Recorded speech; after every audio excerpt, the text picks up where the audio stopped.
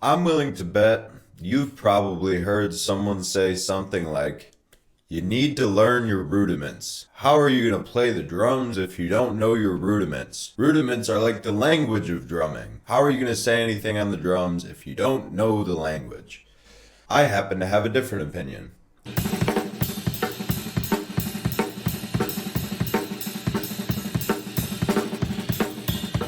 I don't think you need to learn rudiments, and here's why. When you were a little kid, maybe your first word was no, or mom, or dad. You didn't learn the alphabet before you started saying words or saying phrases. What you did was you heard words and language being spoken around you, and finally, after a lot of trial and error, you were able to speak a few words on your own. And after that, of course, fully comprehensible phrases, ideas. So if we're making a comparison between language and drumming, and people saying, you need to learn rudiments if you want to know the language of drumming, you didn't learn the alphabet before you began to speak. Now let me make the caveat, I don't think learning rudiments is a bad idea. I don't think it's going to hinder your drumming in any way or put you in a box or limit your thinking or your ideas when you're learning the drums. But I don't believe you need to learn your rudiments to be a good drummer. I'm willing to bet if you went up to any of the best drummers today and said, hey, play your 26 standard American rudiments, they'd probably know like 3 or 5, maybe 10.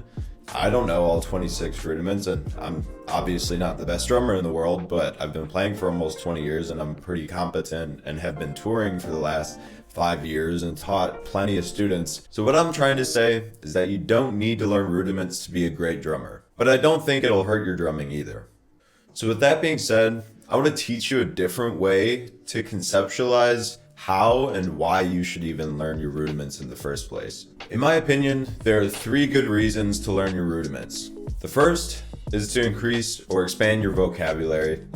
If you didn't grow up listening to a lot of music or in an environment where there was live music being played, like church or school band, or your parents had records or CDs or anything like that, you might not have many musical ideas to draw from and try to imitate. So rudiments can be a way to get some basic vocabulary, at least under your hands, and then you can start swapping out notes between your hands and your feet in order to make it more applicable to the drum set rather than just a snare drum.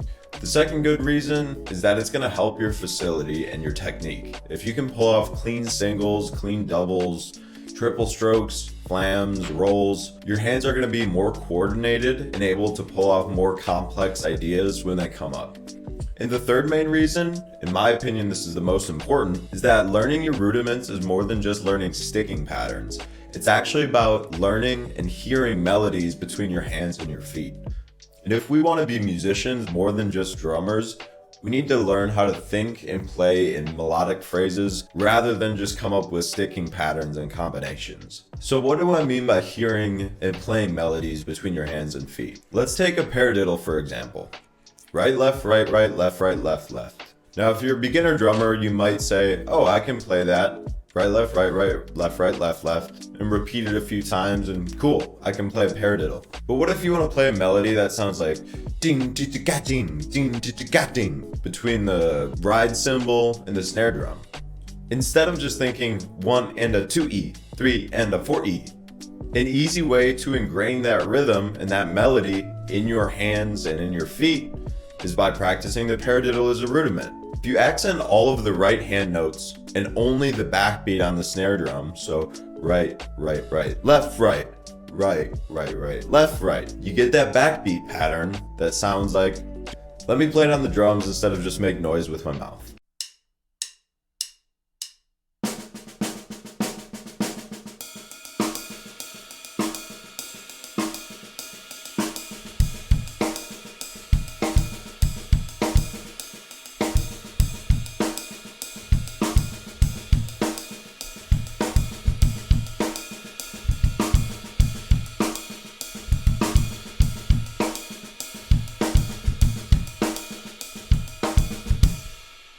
And it doesn't stop there. We can come up with a bunch of cool melodies and phrases if we try this same thing using inverted paradiddle variations, so starting a paradiddle on the first left or the second right of a typical paradiddle. And now we can take it a step further by adding the bass drum to what we're already playing, or by replacing the right or left hand notes with your bass drum. Let's try those out and see what they sound like.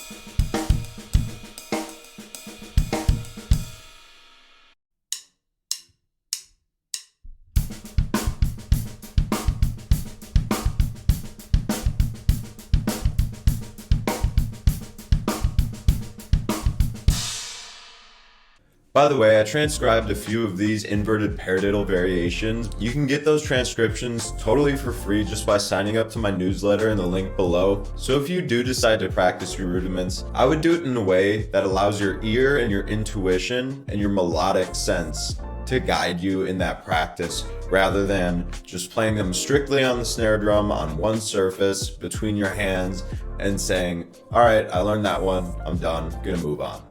Play it between multiple surfaces, break it up between your hands and your feet, and let your curiosity and your interest guide you. You want practice to be fun and enjoyable and inspiring rather than feel like a chore. So maybe you're practicing your rudiments, but you notice you want your hand speed to be a little faster. Good news, I made a video about how I improved my hand speed by 30 beats per minute in just 2 days, and I think it can help you do the same. So go check that out, and I'll talk to you soon. Till next time, peace.